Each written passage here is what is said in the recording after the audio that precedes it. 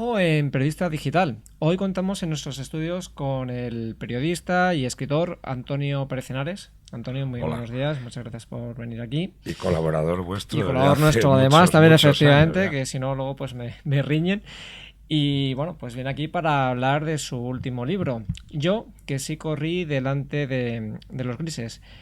Antonio, antes de meternos en materia y como un poco la actualidad manda, sí me gustaría brevemente, bueno, pues una valoración de lo que es la noticia del día, de la semana y prácticamente pues del verano, que es el encarcelamiento de Luis Bárcenas. Bueno, crónica de una cárcel anunciada, aunque él yo creo que no se lo creía.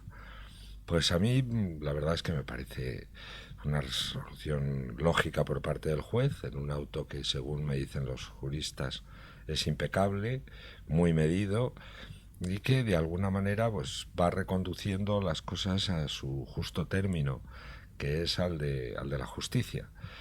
Yo creo que por ahí van a ir ya las cosas. En el caso de Bárcenas hay tantísimo embrollo, tantísimo ruido, que a veces nos desviamos de las cosas esenciales. Primero, Bárcenas no es ningún acusador, es el acusado. O sea, y lo que está claro es de dónde, o sea, de quién es esa inmensa cantidad de dinero, si es solo suya o de otros además, y dos, de dónde ha salido. Esas son las dos preguntas esenciales.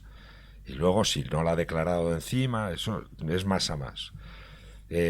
Ahí, bueno, pues este hombre no es que no sea Luis Bárcenas, es que ha sido el amo de la llave del calabozo económico del PP durante muchos años. Y eso tiene una trascendencia inmensa. Pero bueno, pues todo lo que los sobresueldos, etcétera, todo eso que es grave, a lo mejor más grave desde el punto de vista ético que desde el punto de vista jurídico, pero está como un poco descontado. Y aquí lo esencial que puede quedar es ese dinero, no que en un momento determinado los dirigentes del PP cobraran unos sobresueldos a sus... Si lo han declarado, pues ahí está, sino de dónde venía. Y yo creo que esa puede ser el elemento de preocupación lógica, pero oye, eso es lo que habrá que desbrozarse si ahí había una financiación ilegal, si venía por unas constructoras o si tenía que ver algo Gürtel. Pero el caso de Bárcenas está ya cada vez más en sus justos términos. Yo ayer, ante mi cierta sorpresa, lo que percibí en el PP era hasta un respiro de alivio. O sea, bueno, esto está judicializado y tal.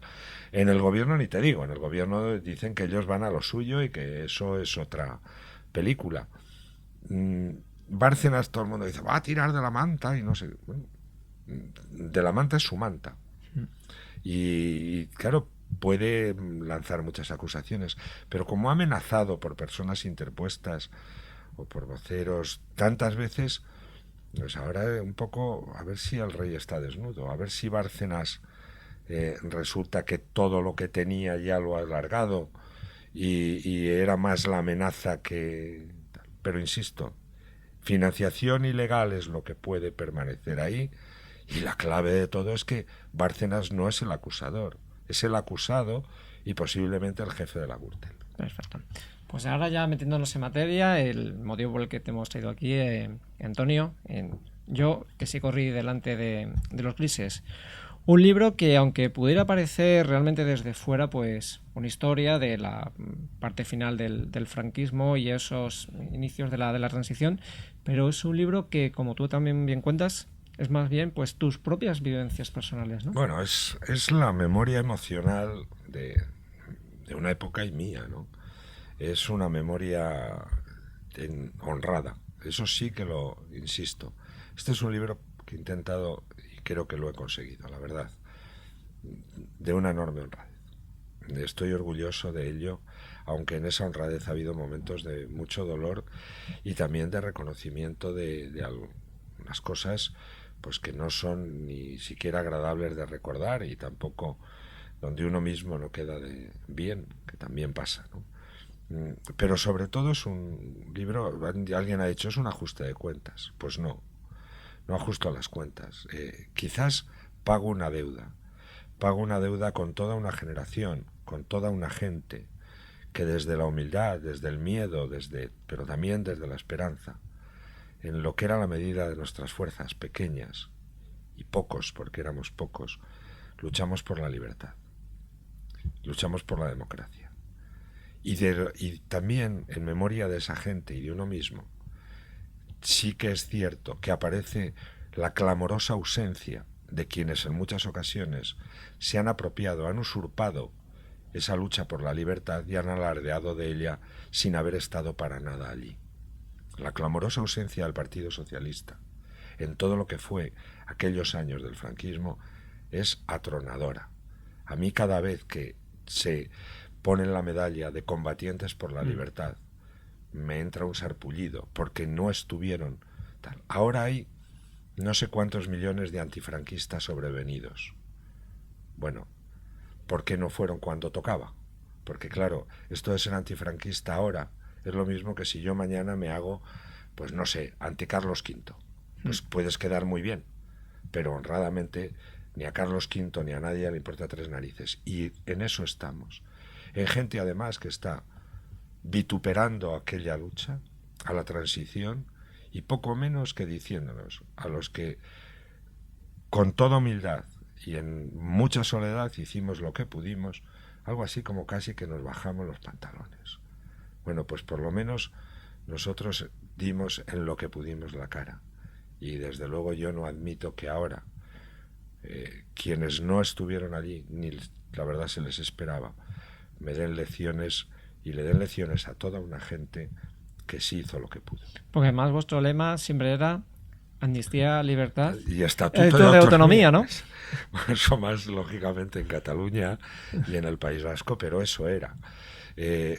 A mí, por ejemplo, cuando empezaron con esto de la amnistía, era verdaderamente atroz como el ataque que se hacía a lo que había sido la mayor contribución y la mayor expectativa, nuestro grito de todas las mañanas. Un grito que muchas veces tenía que vencer al miedo. A mí me hace gracia ahora cuando dicen la policía es franquista, aquel camarero que salió, vamos a ver. Primero, la policía lo estaba protegiendo. Dos, si llega a ser la policía franquista, lo majan a palos, le arrasan el bar y duerme en la pensión Sol. ¿Y de qué manera? Eso es, y desde luego, eso es la policía franquista. Acusar a las fuerzas de seguridad del Estado, tal. ¿Por qué? Porque para heroificarse uno tiene que decir que el otro es facha. Esto ahora no hay fascismo en España, se pongan como se pongan. Tampoco hay rojos, se pongan como se pongan. Porque mira, de esta manera se puede hacer él, pero serlo no. Yo no he visto a nadie que aquí plantee el fin de la propiedad privada, por ejemplo.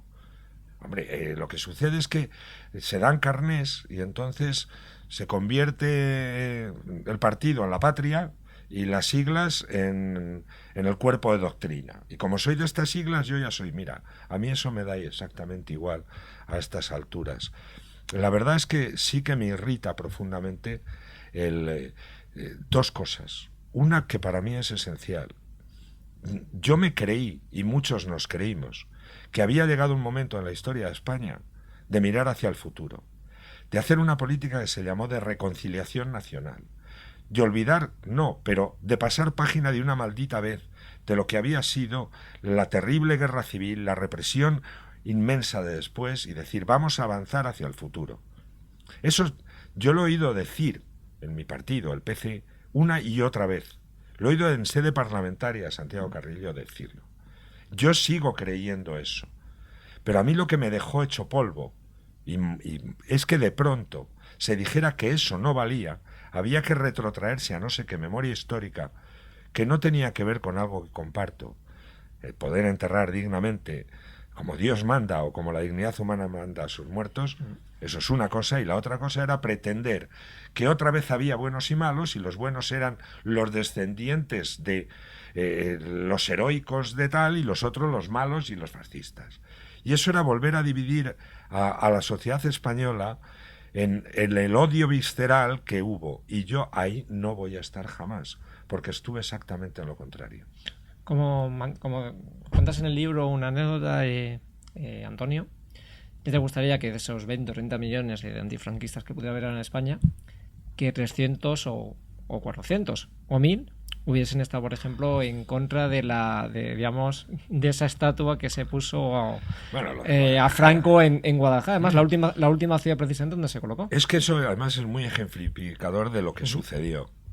En el año 76, un señor que se llamaba Mauro José Irízar, concejal, delegado de Fuerza Nueva, o sea, más ultra que los ultras, bueno, pues hizo, imagínate, una suscripción popular, por supuesto, allí apoquinaba todo. O sea, nos opusimos 4 gatos. ¿Y de qué manera? Y entonces ya estaba en el diario Pueblo. Bueno, pues la estatua se colocó en la plaza del ayuntamiento y por una chamba de la vida, su hijo Javier de Irízar, no destacado en nada, por supuesto, de pronto se presentó en las listas del PSOE y como UCD presentó la suya 3 minutos tarde para las elecciones municipales, en una historia muy oculta de traiciones internas de UCD, acabó el PSOE con el apoyo del PC gobernando Guadalajara y Javier de Irízar, hijo de aquel concejal, no quitó la estatua, la cambió de sitio. La escondió, ¿no? La cambió de sitio. Al fin y al cabo la había puesto su padre. Bien. Muchos años después se monta la inmensa pajarraca de la estatua de Franco y cuando a mí me preguntan, digo, bueno, ahora, o sea, de verdad, ¿esto a qué viene? He de decir también que ese hijo de aquel prócer fascista acabó siendo presidente de Urbas Guadahermosa, ha sido durante alcalde de Guadalajara, presidente de las Cortes Regionales y luego, sobre todo, dada la secuencia del Partido Socialista y el mobiliario alcarreño, porque han estado todos vinculadísimos a la construcción, presidente de Urbas Guadahermosa hasta 3 días antes del hundimiento en que volvió a ser senador. Y ese señor me dice a mí lo que es ser de izquierdas. Cuando ha llegado a la política directamente a un cargo, cuando de la política ha salido inmensamente rico, porque lo es, porque un presidente de Urbas Guadahermosa lo es, y me cuentan a mí lo que es la honradez intelectual e ideológica. Y me cuentan a mí que ahora tengo que ser muy antifranquista. Y yo digo que eso cuando tocaba. También en el libro le digas un par de cositas a Cebrián. Hombre, es que el señor que da los carnés de progre al mundo parece que no, o sea, la gente parece no saber que vamos a ver. Cuando ahora habla él de no sé qué, que la televisión, como ahora gobierna el PP, resulta que es sesgada y tal, parece que no quiere recordar que él fue jefe de los servicios informativos de la televisión franquista, no de la televisión de la democracia, de la televisión franquista. Que esa televisión le pasó unas cintas a la Brigada Político-Social de reuniones que se estaban celebrando fuera de España y que con la prueba de esas cintas mucha gente fue detenida y algunos torturados en la Dirección General de Seguridad, como fue el caso del dirigente comunista Simón Sánchez Montero. Que alguien que ha sido tan del régimen como para dirigir sus servicios informativos de la televisión franquista, la época de Arias, resulta que es el que da carnés de progre. Y si no, tú estás en el lado oculto, has caído en el lado oscuro de la fuerza. Esto es una auténtica broma y es fundamentalmente el pequeño grito de este libro. Oiga, ya vale eso, ya vale esa mentira, que también tiene que ver con esta historia de la memoria histórica. Me tengo que ir allá a la República porque como no tengo pedigrí de lucha por las libertades real en el franquismo, me tengo que retrotraer al abuelo. Y tengo que inventarme una historia en la época del franquismo porque yo la que tengo no es presentable. Y luego, eso sí, me amparo ya en una sigla y desde esa sigla soy yo el que es bueno, generoso. Mira, todo lo de la movida es mentira desde el punto de vista político. La movida es de los años 80 y tantos. Nada tiene que ver con la libertad. Nada tiene... La gente es de la movida, los Almodóvar Corporation.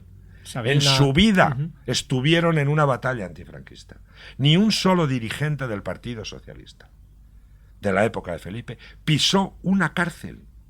Ninguno, con la excepción de Enrique Mújica, porque era entonces un dirigente del PC, y con la excepción, por supuesto, de Nicolás Redondo Urbieta y de Albizu y de la gente de la UGT en el País Vasco, que eso sí, Y luego por aquí creo que en Madrid los hermanos Solana, Pablo Castellanos, Gregorio Peces Barba, y pare usted de contar.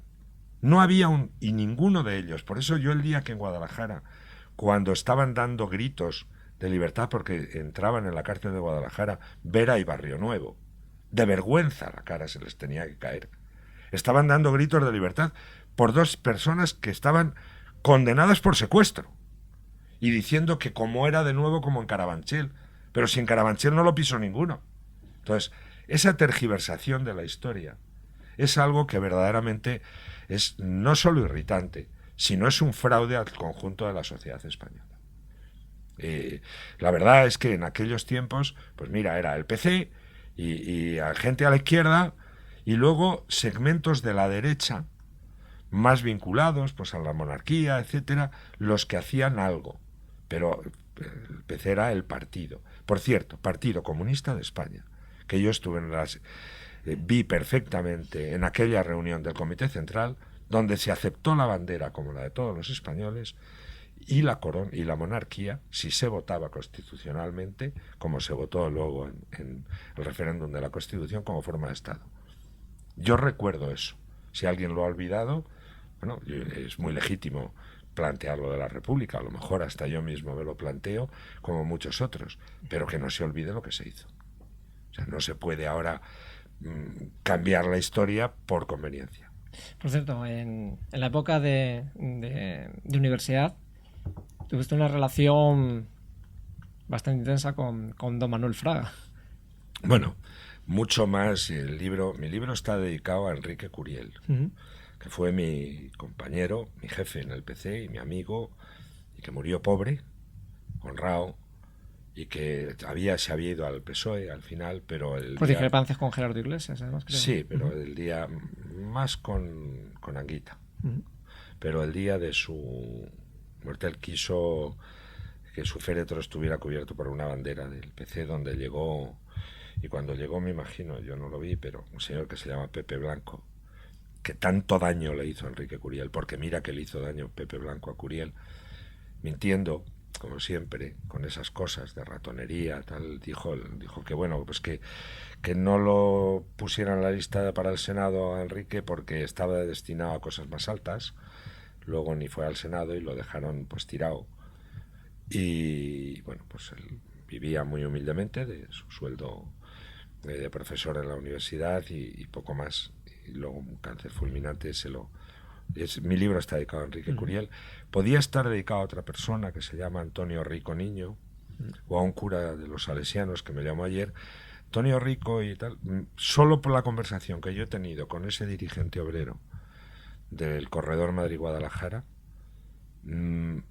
por eso solo me ha merecido la pena el reencuentro haber escrito este libro, porque ha sido también un reencuentro conmigo mismo, con mi propia historia y con ella. Porque, como decía antes, es que yo este libro se lo debo a esta gente. En cuanto a Fraga, hombre, es que Fraga, yo estaba en políticas y don Manuel siempre ha sido don Manuel. Acabo sonriendo porque curiosamente... Es que tenía sus anécdotas. Es que Fraga, al final, hasta eso nos hacía sonreír. Quiero decir que Fraga siempre fue un monstruo de la naturaleza. Había sido ministro, imagínate, tal. La facultad de políticas lo que era. O sea, los líos que se montaban. Bueno, al cabo de los tiempos no puedo evitar una cierta sonrisa sobre este cachalote.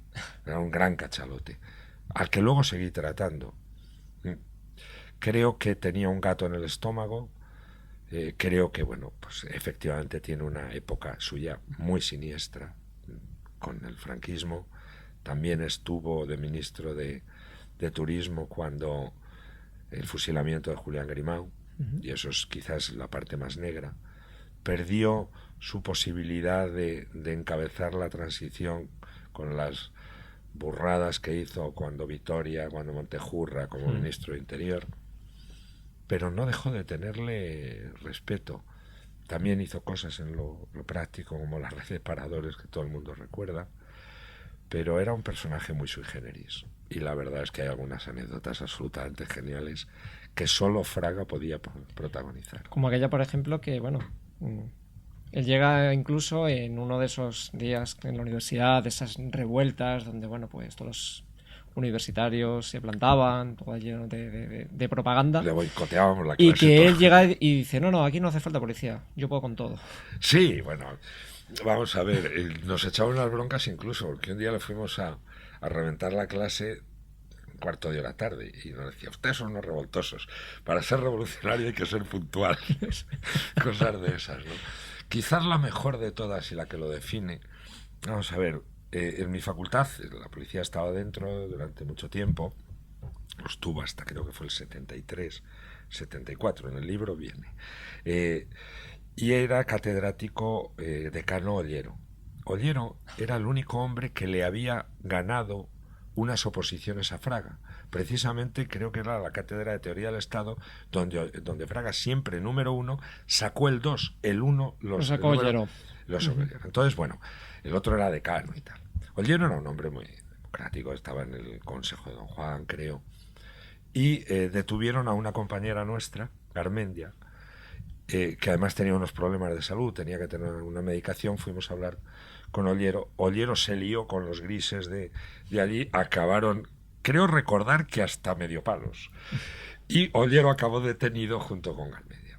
Rafa Fraguas, que tenía una extraña relación con Fraga porque estaban siempre enzarzados, le hacía preguntas y luego el otro le respondía y luego le hacía Rafa una, lo sacaba de quicio, pero hasta en esa relación tan tensa había una relación. Y Rafa con otros fuimos a... No, yo no llegué a subir. Al despacho de Fraga a pedirle una intermediación porque habían detenido a nuestra compañera y a Ollero. Fraga, que era mucho en el régimen, cogió el teléfono, se contaba, llamó inmediatamente al teniente coronel Blanco, que era el jefe de seguridad, tal. Amigo, una eminencia, han detenido una eminencia, un constitucionalista, tal, montó tal pollo que inmediatamente soltaron a Ollero y de paso a Garmendia y tal. Sí. Y llegados a la facultad, tan contentos de nuestra gestión y tal, y ya aparece Ollero y le dice Ollero a Fraga, de Ollero a Fraguas, a Rafa, esto no se lo voy a perdonar nunca. Rafael dice, pero hombre, que le hemos sacado de la cárcel. Dice, sí, y ahora se lo tendré que agradecer toda la vida a Fraga.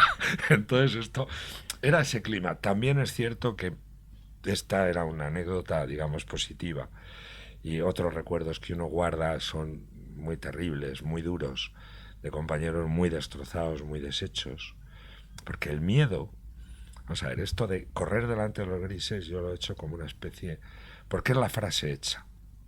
Todos corrimos delante de los grises, parece. Mira, lo de correr delante de los grises era casi hasta lo de menos, seamos serios.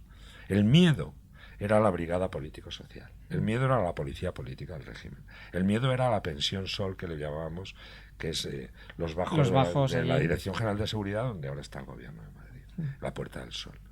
El miedo era ahí a la tortura, tal. Pero había un miedo todavía más atroz, y era el miedo a que tú no pudieras aguantar, a que cantaras, a que delataras a tus compañeros. Y eso era terrible, porque a algún compañero que le pasó, a algún camarada que le pasó eso, luego era terrible su propio estado anímico. O sea, se sentía, pues eso, la culpabilidad terrible, el de no haber...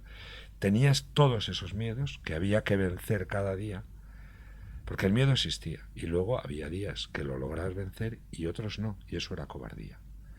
Y todos, no lo sé, yo desde luego lo confieso, en algún momento pues no lograbas vencer ese medio y te vencía a ti la cobardía. Y creo que eso también merecía la pena que estuviera en el libro, y está. Sí, porque aparte cuentas también un poco las tácticas que hacíais, ¿no? Para evitar un poco que la vigilancia, desde cruzar 3-4 veces Sí. un paso de cebra, a tener, por ejemplo, que coger pues determinada línea de metro, hacer unos recorridos que muchas veces además se consideran absurdos, ¿no? Pero es la única manera un poco que tenemos de decir, bueno, hacíamos cosas absurdas para, si alguien hacía esas mismas cosas absurdas que nosotros, ver si nos seguían, por ejemplo. Sí, eran todas las tácticas, eran compartimentos estancos, o sea, trabajamos en células de muy poca gente que solo tenían contacto con otros, no, solo el responsable de esa célula conectaba con otro.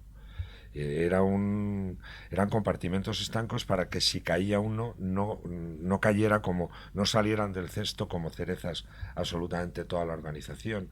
Eso fue muy eficaz y hizo que pues los golpes policiales sobre el partido se quedaban circunscritos a los que trincaban, pero el resto se salvaba, ¿no? Efectivamente eso era. Pero luego el libro también o intenta ser como una especie ¿cómo te diría? De fresco de lo que era, de lo que éramos, de lo que era toda la sociedad, de cómo éramos nosotros. Sí, cómo empezabais a vivir. Que éramos jóvenes, o sea, y claro, que la dictadura no solo era. Claro, efectivamente, porque por ejemplo también, política. hombre, hay momentos divertidos en el libro, pues hablar de todos tus amoríos, todas las relaciones. Sí, pero por tener, ejemplo, una de las cosas que es que éramos, vamos, yo empiezo el libro diciendo que es la juventud el tiempo de las verdades absolutas. Casi tanto aún más que el de los amores eternos que se nos hicieron agua al revolver una esquina. Y es verdad. Creíamos que teníamos la verdad absoluta y que íbamos a cambiar el mundo en 3 días. Es lógico. Si alguien que es joven, por eso el 15M, pues claro, hombre, si a los 20 años no te vas a ir a la Puerta del Sol a cambiar el mundo, y a ver si ligas de paso, pues me parece fenomenal. Pero ¿cómo no? Yo siempre he saludado eso con... Luego a lo mejor ya se ha derivado a determinadas cosas, pero el impulso primero, el impulso de rebeldía, el impulso de cambio, ¿cómo no lo vas a valorar pues claro, no sé si era Brandt quien lo decía, que quien no es comunista a los 20 es que no tiene corazón. La segunda parte de la frase es más amarga. Y que a los 40, si eres comunista... Es que no tienes cabeza. Bueno, yo lo seguí siendo. No sé en realidad si nosotros hemos sido comunistas. Lo que éramos anti-dictadura y pro-libertad y pro-democracia, y teníamos una idea de justicia social y de igualdad que yo creo que permanece en nosotros de una manera tremenda. Ahora, claro, cuando fuimos a los países del este y tal, pues nos quedamos espantados, ¿no? Eso nos pasó a muchos después de este libro, ¿no? Pero en lo que era todo aquel mundo éramos también muy sectarios, como te quiero decir, éramos unos presuntuosos terribles, creíamos eso, estar en posesión de la verdad absoluta, como suele pasar, y a mí me hacía gracia, por ejemplo, y tenías unas pautas de comportamiento, pues, te tenía que gustar Berman, sí o sí. Claro, tú no entendías eso, nada de Berman, pero no solo te tenía que gustar, sino explicarlo, que eso era fantástico. Era también un mundo que era toda una sociedad, la española, y sobre todo en los jóvenes, que teníamos puesto el corsé de la dictadura, que no solo era política. Es que si le dabas un beso a una chica en el Parque de la Concordia, te multaban con 500 pesetas. Es que eso era el mundo español. Es que la represión llegaba a todo tal. La represión y el miedo a hacer cualquier cosa porque tenías esa especie de manto terrible por encima, eso no se puede hacer, lo otro tampoco, etcétera. A mí me detuvieron la primera vez por recitar a Miguel Hernández, por recitar Vientos del Pueblo en la Plaza del Mercado. O sea, eso era ese mundo. Claro, lógicamente, creo que algo se debía estudiar, pero lógicamente olvidar aquella especie de ceniza que teníamos por encima, que nos aplastaba a todos, pues en cuanto han llegado las libertades, todo aquello se ha olvidado y ni se quiere recordar, y es lógico. Pero estaba allí no hace tanto, y no hace tanto. Por tanto, es que, claro, la libertad y la democracia es como el agua en la que nada un pez, o como el aire en la que respiramos los animales de superficie. No es para esto, para lo otro, es en donde vivimos, es con lo que vivimos, y sin ello no podemos vivir, o por lo menos algunos. Luego, Antonio, también se habla de la parte final de Franco, ya pues cuando estaba pues enfermo, cuando el régimen lo sostenía ahí, no sé ni de qué manera, y bueno, pues ponían al entonces príncipe Juan Carlos. Con la perspectiva, realmente muchos pensaban que Juan Carlos iba a ser cuestión de que iba a durar 2 días. Sí, no, al rey no se lo creía ni lo quería nadie. Por la izquierda, ya me contarás, era el ungido por Franco. Pero es que en el propio régimen los odios a Juan Carlos que permanecen son africanos. Los falangistas cantaban aquellos que no queremos reyes idiotas y por pelotas implantaremos el Estado sindical. O sea, desde lo que era el cuerpo de doctrina de la Falange inmerso en el régimen, por supuesto, Juan Carlos era un bobo, un idiota, etcétera. Él empezó a dar algunos gestos de volar solo ya en el año 76, 75, la muerte de Franco y tal, pero sobre todo ya a principios del 76 y nos fue empezando a sorprender. Yo creo que es muy listo y lo que hizo fue darse cuenta que había una conjunción de intereses entre la corona y la sociedad española. Y en aquel momento esa conjunción se produce. Y esa conjunción se llama democracia. Sí. A la corona le interesa, para sobrevivir y para poder de verdad implantarse, si no, no hubiera podido ser, desbrozar, o sea, deslindarse de lo que es la dictadura y convertirse en parte activa del advenimiento de la democracia en España. Y como la democracia interesa a todo el conjunto de la sociedad española, se produce esa confluencia de intereses. La corona y la sociedad española han confluido en un interés que es el de la democracia y el de las libertades durante mucho tiempo. Ahora el reto es otro. ¿Qué es lo que está pasando en esta desafección, creo yo? Simplemente habrá que ver si la corona confluye en intereses con la sociedad española o no. Si confluye ese interés, si ese interés es mutuo y conjunto, la corona seguirá adelante. Si no, no. Porque todo esto se basa en el interés global y general que el rey Juan Carlos hizo confluir, el suyo con el interés general de España, de los ciudadanos españoles. Y eso era la democracia.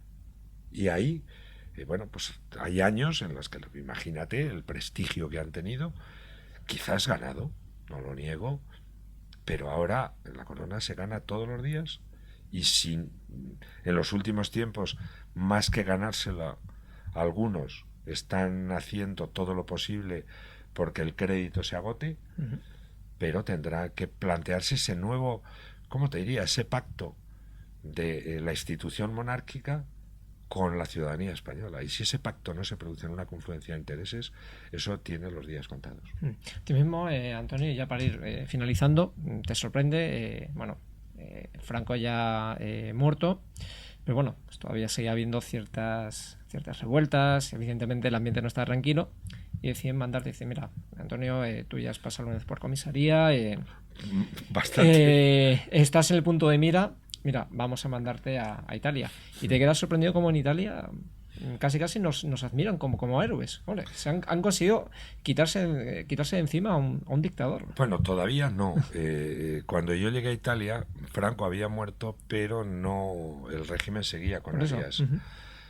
Vamos a ver, mi primer viaje fuera de España, que es casi el comienzo del libro, es a Francia, a la vendimia. Soy hijo de un obrero.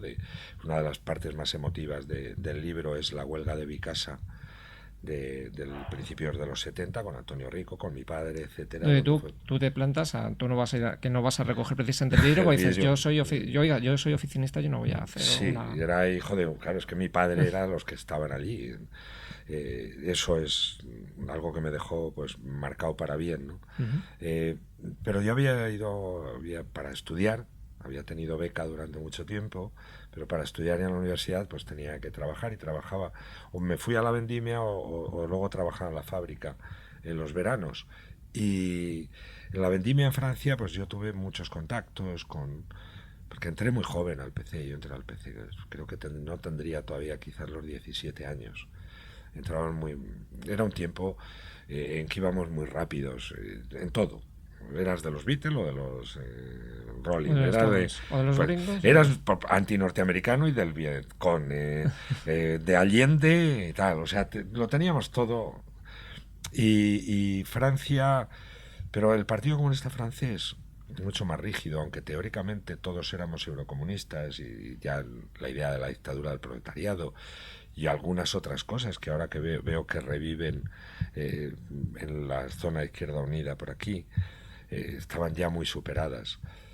Pero el Partido Comunista francés y el mundo político de Francia, yo llegué un poco después, yo no estuve en el mayo del 68, que conste.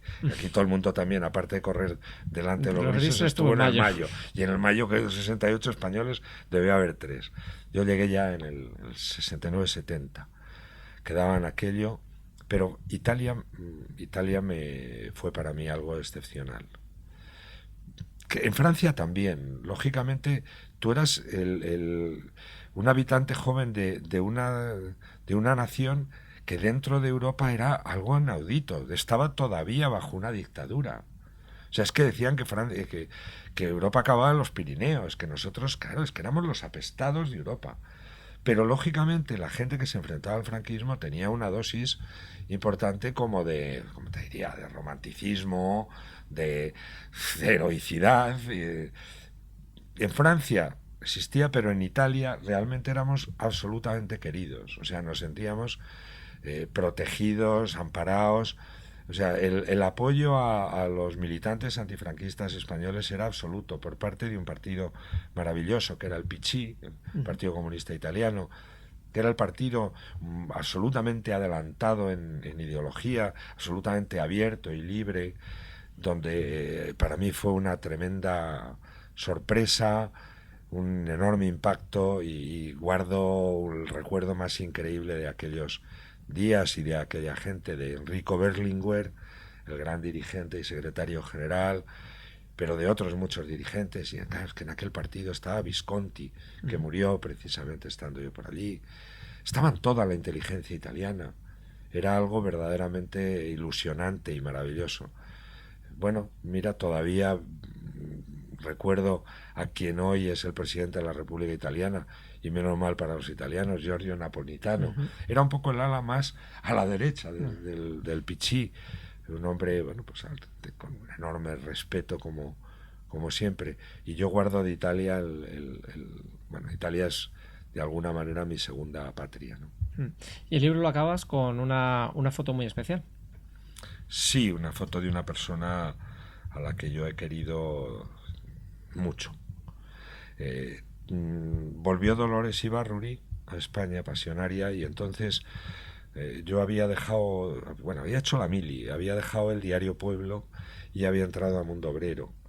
Estuve en Mundo Obrero, bueno, estuve también de jefe de prensa del grupo parlamentario comunista en el Congreso. Ahí me pilló el golpe de Estado, el intento de golpe de Estado.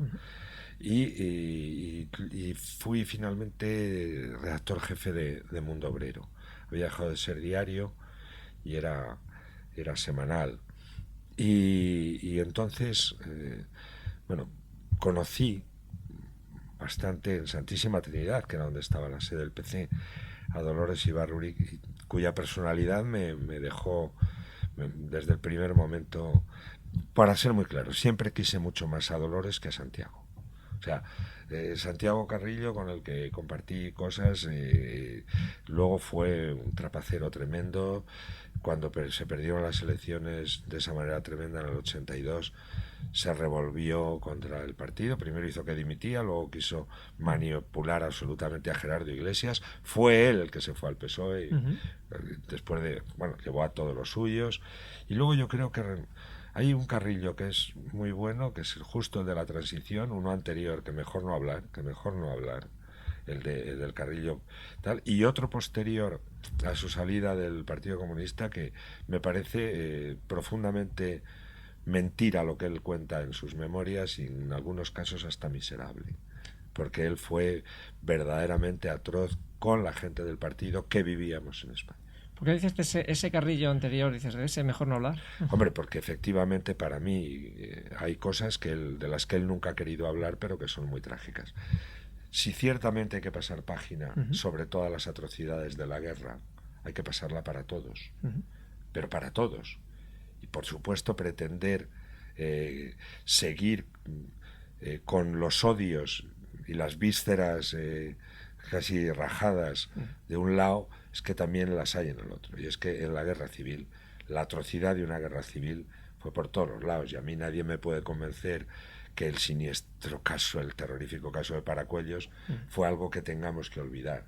Yo creo que no hay que olvidarlo, pero sí en un momento determinado pasar página. Pero pasar esa página significa pasarla en todos los conceptos. Entonces, efectivamente yo creo que hay una serie de responsabilidades ahí verdaderamente terribles, y alguna desde luego tiene que tener quien era el jefe de la Junta de Seguridad de Madrid, que era el entonces joven Santiago Carrillo. Claro, él de eso no ha querido hablar. Por supuesto que él no fue ni el brazo ejecutor, ni posiblemente quien ordenó semejante atrocidad, pero que desde luego sí tenía responsabilidades. Creo que Paul Preston lo deja bastante claro. Pero porque en la guerra civil realmente hay pocos buenos. O sea, en una guerra civil lo que emerge normalmente es lo peor. Yo eso lo he visto pueblo a pueblo. Los que emergen son los malos, los que destacan son los asesinos. Por supuesto que hay gente que en medio de eso tiene comportamientos verdaderamente admirables y humanos, pero desgraciadamente son los menos. Por supuesto que hay gente que salvó a gente, por supuesto que hay un montón de gente que dentro de aquella cosa tan horrible de hermano contra hermano hizo cosas admirables, pero también es cierto que pues, se mataba por odio, se mataba a uno porque era simplemente maestro y a otro simplemente porque iba a misa. Pues Antonio, ha sido un placer. Lo de la foto de Dolores. Sí, exactamente, perdón, que habíamos... Mira, esa imagen está Dolores Ibarruri, está su hija Maya, está su secretaria amiga durante tanto tiempo, Irene Falcón, la mujer de un hombre admirable de la guerra civil, de los pocos, Juan, el general Modesto, quizás el mejor militar de la República, y está la nieta de Dolores Ibarruri, Lolita Sergeyeva. Es una foto casi familiar, y yo le dediqué y pude hacer un gran homenaje a Pasionaria al mundo obrero. Era Pasionaria. Pasionaria es una flor. Hay una flor que se llama Pasionaria muy hermosa, y yo siempre tengo por Dolores el mejor de los recuerdos. Pues Antonio, lo dicho, ha sido un placer tenerte aquí en Periodista Digital, y sobre todo pues hemos disfrutado muchísimo de este libro. Yo que sí corrí delante de los grises, y que pues recomendamos encarecidamente a nuestros lectores que lo compren, porque se van a divertir, y sobre todo porque bueno, pues a muchos de ellos, sobre todo los que pasen por encima de los 40, 50 años, van, yo creo que a revivir esas experiencias que tú mismo has contado aquí en el libro, Antonio. Muchas Un gracias. placer y muchas gracias. Gracias a vosotros.